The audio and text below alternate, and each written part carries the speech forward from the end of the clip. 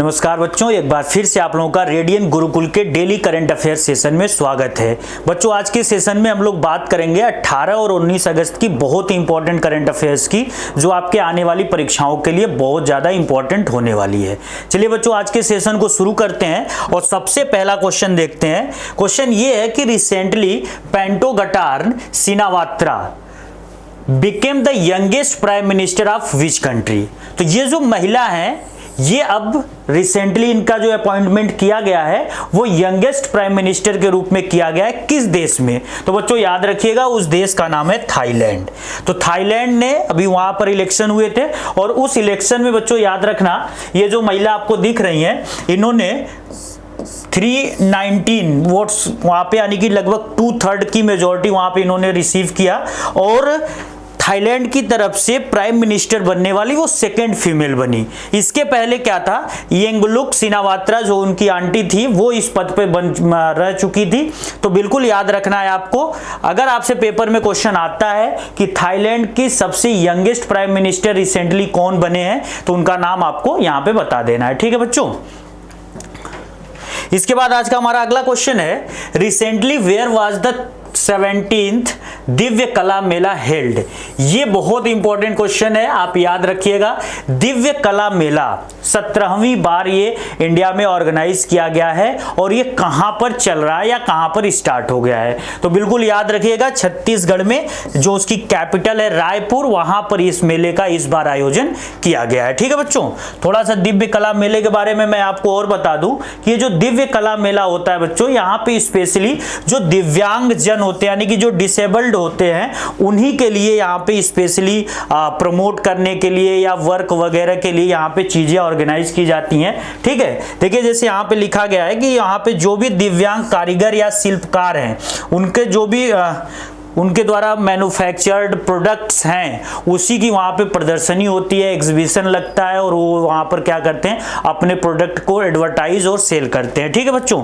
एक चीज और याद रखिएगा कि ये जो इस बार आयोजन किया गया है 16 अगस्त से लेकर 22 अगस्त 2024 के बीच सुबह 11 बजे स्टार्ट होगा और रात के 9 बजे तक रायपुर छत्तीसगढ़ में ये मेला चलेगा। ठीक है। तो बिल्कुल याद रखिएगा, दिव्य कला मेला आपका कहां पर आयोजित किया गया है, ये बहुत ज्यादा इंपॉर्टेंट क्वेश्चन है, आपको लगातार एग्जाम में ये क्वेश्चन देखने को मिलेगा, तो बिल्कुल इसको याद रख लीजिएगा। चलिए बच्चों, एक और क्वेश्चन देखते हैं। यहां पर मुख्यमंत्री माझी लड़की बहन योजना, ये जो मुख्यमंत्री माझी बहन लड़की योजना है, रिसेंटली किस स्टेट गवर्नमेंट ने इसको स्टार्ट किया है? तो बिल्कुल याद रखिएगा, आजकल हमारे देश में क्या है, वुमेन एम्पावरमेंट बढ़ाने के लिए या फिर वुमेन एम्पावरमेंट को फाइनेंशियली असिस्ट करने के लिए ढेर सारे स्कीम्स लगभग सभी राज्य स्टार्ट कर रहे हैं। जैसे अभी रिसेंटली कुछ दिन पहले झारखंड में मुख्यमंत्री मैया सम्मान योजना चल रहा था, ऐसे रिसेंटली लगभग हर स्टेट में कुछ न कुछ योजना चल रही है जिसमें वो फीमेल्स को क्या कर रहे हैं, इकोनॉमिकली मदद कर रहे हैं, कैश के रूप में उनको वहां पर पैसा दिया जा रहा है उनके अकाउंट में। सेम इसी लॉजिक पे काम करते हुए महाराष्ट्र गवर्नमेंट ने रिसेंटली इस स्कीम को लॉन्च किया है। तो आपके अगर इधर बीच पेपर होने वाले हैं तो आपसे बिल्कुल एग्जाम में क्वेश्चन पूछा जाएगा, मुख्यमंत्री माझी लड़की बहन योजना किस स्टेट गवर्नमेंट ने स्टार्ट किया है बच्चों? तो याद आपको रखना है, महाराष्ट्र। इस स्कीम के बारे में थोड़ा सा आपको डिटेल दिखा दें कि ये स्कीम एक्चुअल में गवर्नमेंट ऑफ महाराष्ट्र का है और इसका मेन जो पर्पज है, to provide financial assistance and other benefits to economically weaker women in Maharashtra. तो आर्थिक रूप से जो कमजोर महिलाएं महाराष्ट्र की हैं, उनको यहाँ पे फाइनेंशियल असिस्ट के अलावा कुछ और भी बेनिफिट्स दिए जाएंगे। अब देखिए यहां पे इलिजिबल कौन होगा, क्या महाराष्ट्र की सारी फीमेल्स इलिजिबल होंगी? तो यहां पे कहा जा रहा है कि 18 to 16 यानी कि 18 से लेकर 60 साल की एज वाली महिलाएं यहां पे आएंगी और वो रेजिडेंट होंगी महाराष्ट्र की, यानी कि महाराष्ट्र की निवासी होंगी। साथ ही उनके फैमिली का जो एनुअल इनकम होगा वो 2.5 लाख रुपए से कम होगा। तो इस स्कीम में वही फीमेल्स आएंगी जो महाराष्ट्र की निवासी होंगी। इसके साथ ही फिर वो क्या होंगी, उनके परिवार की जो इनकम है वो 2.5 लाख रुपए से कम होगा।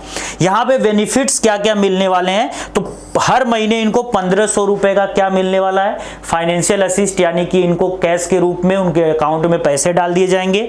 इसके अलावा 3 फ्री एलपीजी सिलेंडर हर साल इनको दिया जाएगा। जो घरेलू रसोई में जो सिलेंडर यूज होते हैं तो वहां पर जो घरेलू सिलेंडर हैं वो कम से कम इनको 3 वहां पे फ्री में दिया जाएगा। ठीक है, इसके अलावा और भी जैसे इनके स्किल डेवलपमेंट के लिए, हेल्थ केयर के लिए या और भी चीजों के लिए यहाँ पे क्या है कि इनको सर्विसेज दी जाएगी। ठीक है बच्चों, बिल्कुल याद रखिएगा इस क्वेश्चन को। चलिए एक और क्वेश्चन देखते हैं आज का। Who has been appointed as the new ambassador of India to the United Nations? This is the also most important question, क्योंकि आप हमेशा याद रखिएगा कि यूएन में हमारे देश की तरफ से या दुनिया के किसी भी देश की तरफ से एक सबसे बड़ा व्यक्ति वहां पे अपॉइंट होता है जिसको एम्बेसडर बोला जाता है। इसको संयुक्त राष्ट्र में भारत का राजदूत नाम दिया जाएगा। तो रिसेंटली किसे नियुक्त किया गया है, क्योंकि अभी जो रुचिरा कंबोज वहां पे ऑलरेडी हमारे इंडिया की तरफ से एम्बेसडर हैं, परमानेंट एम्बेसडर, उनका कार्यकाल खत्म हो रहा है, तो उनकी जगह पर 1 सितंबर से, बिल्कुल ये डेट आपको याद रखना है, 1 सितंबर 2024 से कौन वहां पे जा रहा है, तो उनका नाम बिल्कुल याद रखना है, P Harish.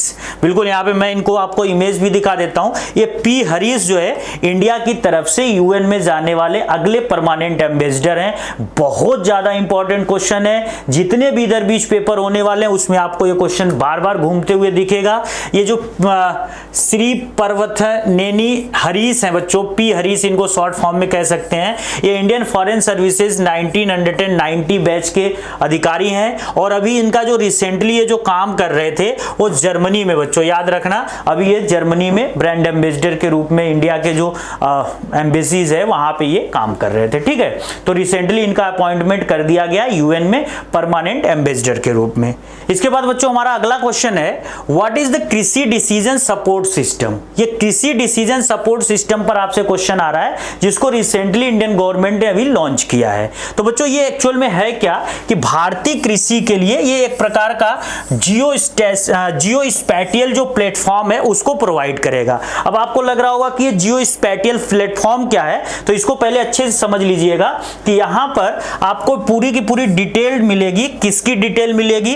Fields, soil, weather condition, water level and crop conditions, ये सारे के सारे जो आप खेती कर रहे हैं किसान लोग, उनको यहां पर ये सारे के सारे डेटा इस सपोर्ट सिस्टम से मिलेगा। तो जिससे उनको क्या होगा कि उनका क्रॉप का कंडीशन क्या चल रहा है या फिर ग्राउंड वाटर का वहां पे क्या लेवल है, ये सारी चीजें उनको पता होंगी और वो काफी अच्छे तरीके से खेती वहां पे कर सकेंगे।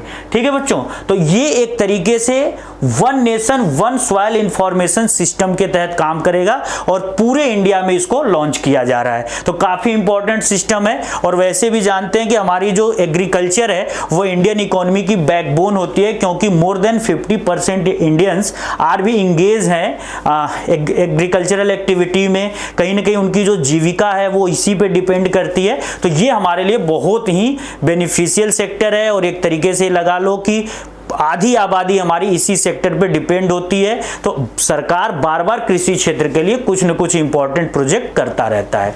इसके बाद बच्चों आज के सेशन का सबसे लास्ट क्वेश्चन है, the book 1971 strategic campaign valour. ये बहुत इंपॉर्टेंट किताब है और अभी रिसेंटली इसको किसने लिखा और ये अभी इसकी लॉन्चिंग भी हुई है, तो इसको क्या किया गया है, पब्लिश कर दिया गया है। उनका नाम बच्चों याद रखिएगा, सत्यजीत लाल।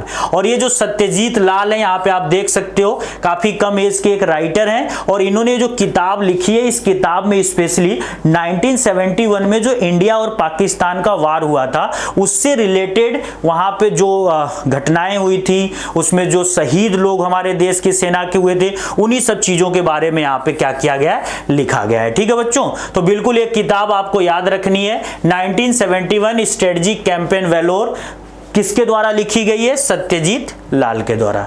तो बच्चों आज के सेशन में बस इतना ही। अगर वीडियो अच्छी लगी है तो इसको लाइक करिएगा, अपने दोस्तों के साथ शेयर करिएगा और हमारे चैनल के साथ लगातार जुड़े रहिएगा। जय हिंद बच्चों।